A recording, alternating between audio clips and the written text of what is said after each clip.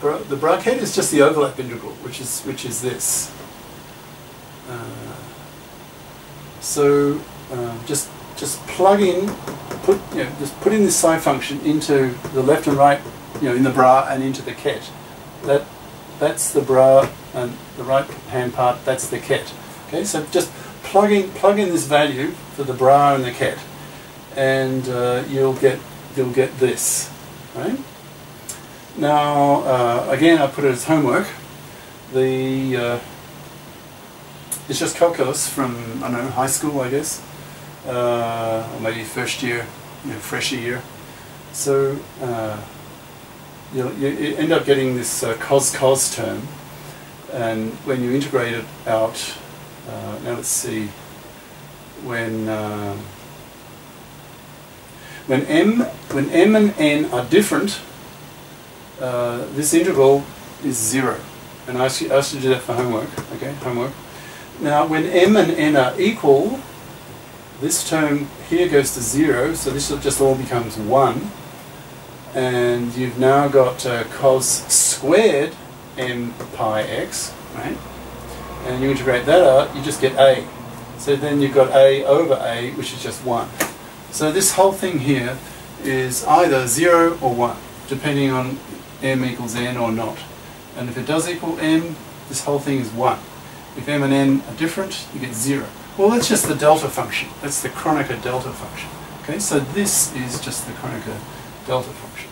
Well, there it is. If m and n are different, then the psi m and psi n are orthogonal, right, by definition. And in fact, these wave functions psi are in fact they're not just orthogonal, they're also normalized, because we've got 1 here. So these wave functions here are orthonormal. Okay? They are both orthogonal and normalized. And the shorthand way of saying those two things together is just orthonormal, which means orthogonal and normalized to 1. Right? So orthonormal. Okay, so now we're getting a bit into Fourier analysis, and I plan to teach, at least give some lectures on the theory of Fourier analysis, because it keeps popping up in quantum mechanics and in general. So this wave function here, we've just showed, because of the Kronecker delta, that these wave functions here are orthonormal, right?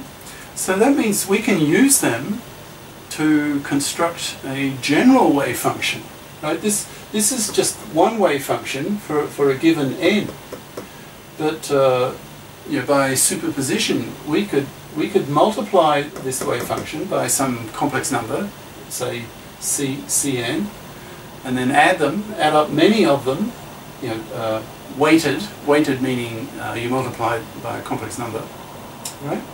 So we could express any wave function as the weighted sum of these wave functions.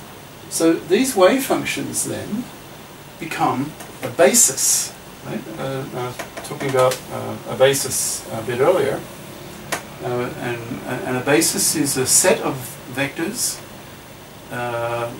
You can form so you can express then any vector in that vector space as a weighted sum of those basis vectors. Like, well, I was saying a bit before, but in ordinary three-dimensional space, your basis set would be these 3 unit vectors along the x-axis, y-axis, z-axis. So I hat, j hat, k hat. These are 3 unit vectors.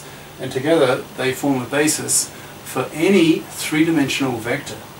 Now, similarly, by using these orthonormal wave functions, you can take any wave function, superposed wave function, and express it, write it as the sum, maybe an infinite sum, of weighted psi functions here. So here's the idea. So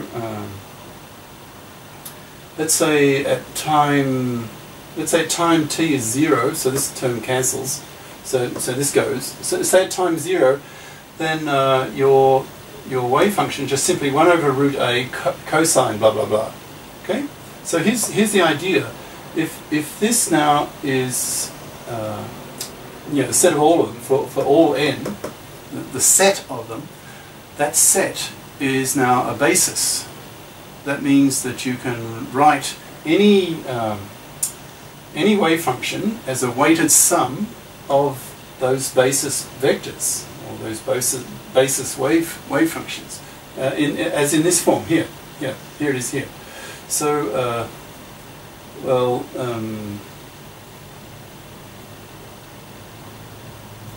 which is y 1 over a, you get 1 over root a. Which, I'm not sure, but yeah, we can normalize it anyway. So just multiply these basis states by some complex number. So here's one of your basis states. It's one member of your basis set. Okay, and multiply that by a complex number. Sum them all. In this case, from 1 to infinity. And this a just comes as a result of this. I mean, we can clear that up by normalizing anyway, right? And so any general wave function we can express as the weighted sum of the basis states. And the basis states here are these cosines. And if you have a set of functions that are orthonormal, then they are candidates to be a basis state. Okay? And this will work. I've run out of board, but the next two sessions is just continuing on with this kind of analysis. So we're talking about so as not to lose the sight of the wood, the forest, for the trees, meaning you're losing the bigger picture because you're too bogged down with details. What are we doing? We're showing basically the main message of the previous session, that is that in the case when your observable is energy, the allowed energy values, the eigenvalues for energy, their corresponding wave functions are orthogonal.